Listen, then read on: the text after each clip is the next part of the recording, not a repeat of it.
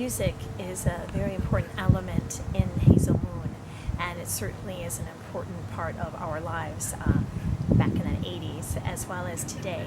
What's special about the 80s, it was a new sound, and new wave music was taking over, and it was a new sound, a different sound. There were bands that, from England, like Echo and the Bunnymen is featured a lot in our novel, but then there were a lot of new wave bands also here in Racine, Wisconsin, where the novel takes place and where we're from and where we're at right now. And these guys were awesome. Incredible musicians, a new sound, things were coming from the heart. We would go to these concerts and it was almost like, I don't know. A life-changing experience. A life-changing experience. There was, it was everything. And these were local bands that we were going to see, and we just felt like they were better than anyone. We would want to see them more than we'd want to see the Rolling Stones.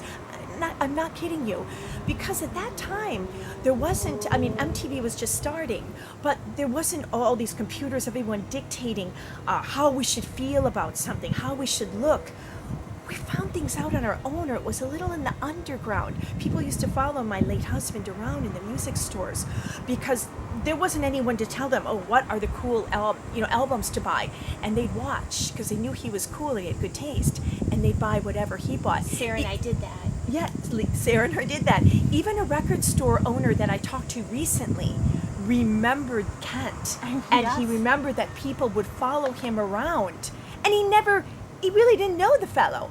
So, and even with our outfits, we would go to Goodwill and we would find things that were kind of cool and edgy and a little bit different. It was kind of hard to get the right look, get that new wave look. Whereas today, in a way, it's great. There's so many affordable options that are out there, and for people to get the look they want. But back then, it was a little bit trickier, and that made it kind of cool.